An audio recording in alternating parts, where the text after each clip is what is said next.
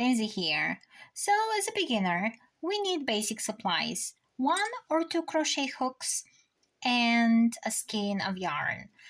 Pick that yarn to be an acrylic one and that uses a thicker hook like 5 millimeters or 5.5.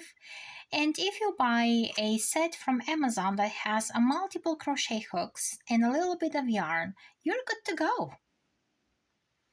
For example, some of the crochet hooks come in big sets like that or in a fancy pouch with different sizes, so pick whatever works for you.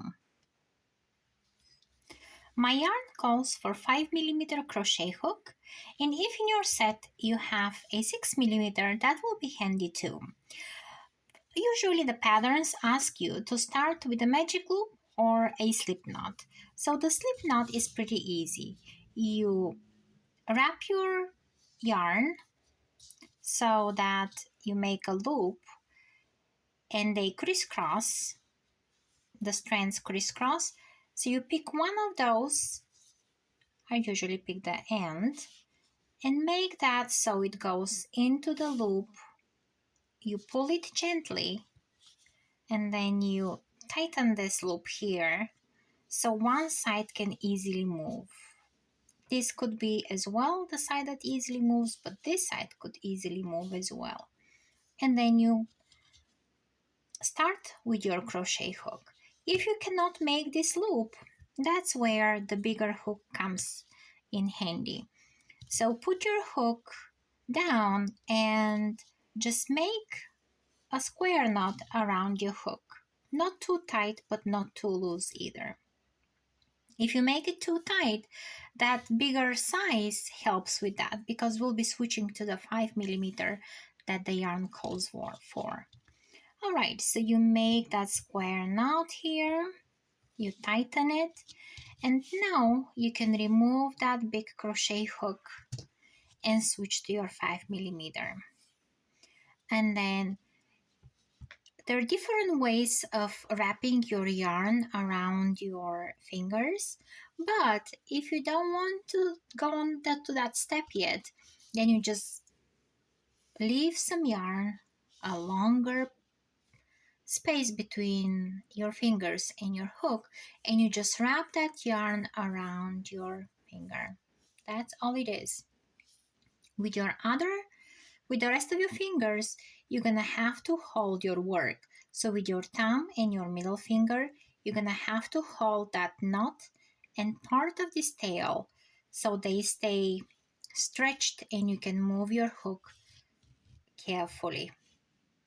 So there you have even a little bit of space between your hook and the loop so your hook can easily move through it. And that's what helped create that bigger hook, helped us create an extra space. And you will be letting your yarn go from around your finger as much as you need.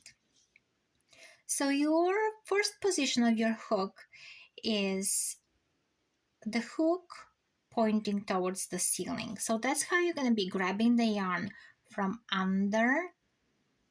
And then when you're ready to pull your new loop, you twist your crochet hook down so now it faces the table or the ground and pull through that loop on your hook.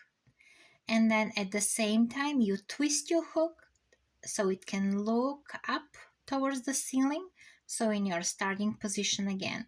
And then you can let go of the yarn from your finger and then again grab from under the yarn. At the same time, twist down, pull through that loop, and at the same time, twist up. And bring your hook in the first position again. And again, yarn over, and at the same time, pull through that loop, leaving a little bit of yarn, and then go back again. And now every 4 or 5 stitches here on your chain, you have to move your fingers up. So we were right here. So those 2 fingers need to go up. and they need to support and pull my work down. And then again, I go under, twist my hook to go towards the floor, and at the same time twisting it up to look at the ceiling. And I'll give it some more yarn. And that's how I'm gonna also control the tension of my loop. If I have too much space here, this will make me pull my loop bigger because my finger just cannot extend that much. But if I tighten that space and I have no space, so make sure you play with that length as well. If you need to just stop again and wrap your finger, that works as well. Make sure those fingers as well work for your project. And again, move your fingers up. So 1, 2, 3 stitches. Move your fingers up. 1, 2, 3 stitches. Move your fingers up. 1, 2, 3 stitches. Make sure that you move and twist your hook up and down, and then I'm gonna twist more yarn on my finger.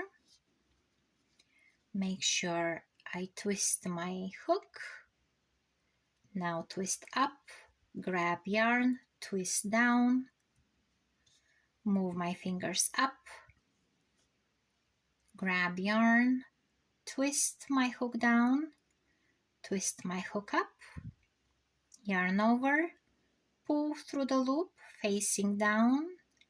Now face your hook up, yarn over, pull a loop, facing down, now face up, and now move your fingers up your chain. So you will get a chain, and this is the base of almost all projects. So once you master that chain, it's an easy game from here. Your stitches may look a little bit different at first, but that's okay. Look, this one looks a little bit bigger compared to the other ones, but that tension comes with time and practice. So just keep going, and you actually have your first project done. That is a bracelet. So if you cut the ends and you have enough tail here and leave a longer tail on this side, you can have a lot of friendship bracelets. After you master those basic skills, go and check the next stitch you need to learn, which is a single crochet, and after that is a double crochet. And then you're ready for taking new projects in no time. Alright, happy crocheting, and I'll catch you in the next tutorial.